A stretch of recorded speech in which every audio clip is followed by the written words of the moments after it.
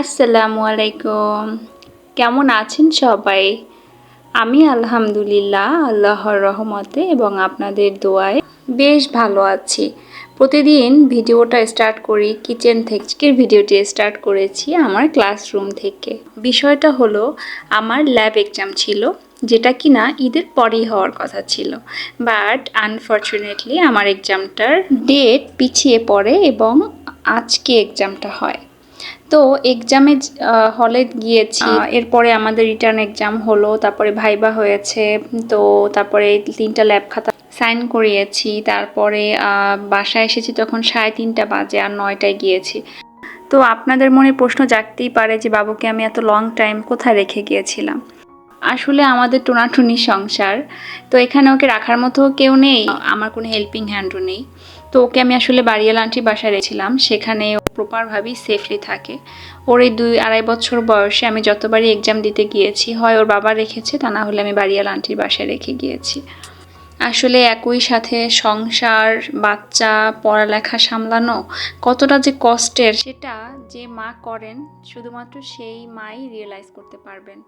আর তার মধ্যে আমার বাড়িওয়ালা আঙ্কেল আন্টি খুবই ভালো। আসলে আমার প্রতিটা এক্সামের সময় আমার হাজবেন্ড বিশেষ করে খুবই টাইম দিত বাবুকে, ওকে রাখতো, ইভেন ক্লাস করতে গেলেও রাখতো। তাছাড়া বাড়িওয়ালা আন্টিও আমাকে অনেক হেল্প করেছে, আমি তাদের প্রতি প্রচুর কৃতজ্ঞ।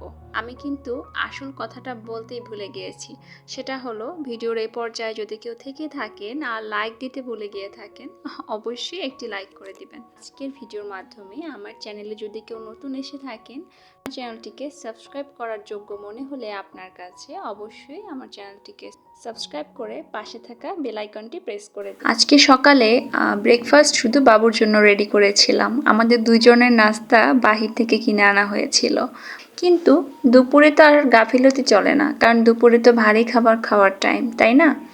তো এই জন্য বাসায় এসে দেখলাম যে বাবুর আব্বু এখনও আসেনি। ফ্রিজ থেকে মাছটা বের করে ভিজিয়ে রেখেছি, আর শাকটা আগের দিনই আমি কুটে রেখেছিলাম, আলু সব কিছু। আজকে পুঁই শাক, চিংড়ি মাছ, কাঁঠালের বিচি আর আলু দিয়ে রান্না করেছি, আর আমার পছন্দের পাঙ্গাস মাছ পটল দিয়ে রান্না করেছি। দুইটা রান্নাই ভীষণ মজার হয়েছিল। কিন্তু সত্যি কথা বলতে কি, আমার কাছে আর আপনাদের ভাইয়ার কাছে, দুইজনের কাছে শাকটা ভীষণ মজা হয়েছিল। কারণ কাঁঠালের বিচি, সাথে দেশি চিংড়ি মাছ আর আলু, আর সাথে পুঁই শাক। এই পাঙ্গাস মাছ যদি নদীর হয় তাহলে তো কথাই নেই, কারণ নদীর পাঙ্গাসে কোনো ধরনের গন্ধ থাকে না। যদি আপনার পুকুরের কিংবা ঘেরে চাষ করা পাঙ্গাস হয়ে থাকে, তাহলে কেমন যেন একটা ব্যাড স্মেল আসবেই। অবশ্য আমি যে পাঙ্গাস মাছটা আজকে রান্না করেছি এটা নদীরই ছিল, কিন্তু যদি ঘেরের কিংবা চাষ করা হয় তাহলে অবশ্যই মাছটাকে ভালো করে ভেজে নেবেন। আর যখন আপনি মাছটাকে ভাজার জন্য মেরিনেট করবেন হলুদের গুঁড়া, মরিচের গুঁড়া এবং লবণ দিয়ে, ওই টাইমে আপনি কিছুটা লেবুর রস দিয়ে দিবেন। কেন দিবেন জানেন? কারণ লেবুর রস দিলে যে কোনো মাছের থেকে যে একটা আষ্টে গন্ধ আসে সেটা আর আসবে না। আর এই টিপসটা কিন্তু আমি নিয়েছি থেকে, অনেকেই তাকে চেনেন, তারপর আমি তার চ্যানেলের নামটি মেনশন করে দিচ্ছি, কিচেন ডেলি ব্লগস। এই আপুর চ্যানেলে বিশেষ করে রাইস কুকার নিয়ে এবং দৈনন্দিন কাজকর্ম নিয়ে অনেক সুন্দর সুন্দর টিপস রয়েছে। আপনারা চাইলেই কিন্তু তার চ্যানেলটি সাবস্ক্রাইব করে তার সাথে যুক্ত হয়ে থেকে যেতে পারেন। আর আপু কিন্তু প্রত্যেকের ভিডিও দেখেন। আমি যেহেতু মাছটা পটল আজকে রান্না করব, তো পটলটাকে আমি ভেজে নিয়েছি। সাধারণত পটল কষিয়েও রান্না করা যায়, তবে আমার কাছে মাছের পাশে পটল দিলে পটলটাকে ভেজে তারপর রান্না করতে বেশি ভালো লাগে এবং খেতেও ভালো লাগে। এটা ছিল বিকেলের ভিডিও। ওকে খাওয়ানোর শেষে ঘুম পড়িয়ে এনেছিলাম। ও আসলে আমি যখন এসে ওকে কোলে নেই আন্টির বাসা থেকে এনে, 10 থেকে 20 মিনিট আমার কোলেই ছিল, যে কখনো কোলে উঠতে চায় না। আর আদো আদো করে আমাকে বলছিল, মা ভালো আছো, পরীক্ষা দিয়েছো, কলেজে গিয়েছো। তো শুনতে বেশ ভালো লাগছিল আর খুব মায়া লাগছিল যে ওকে রেখে সারাদিন। আর কলেজে অবশ্য আমার ভীষণ টেনশন হচ্ছিল ওর জন্য।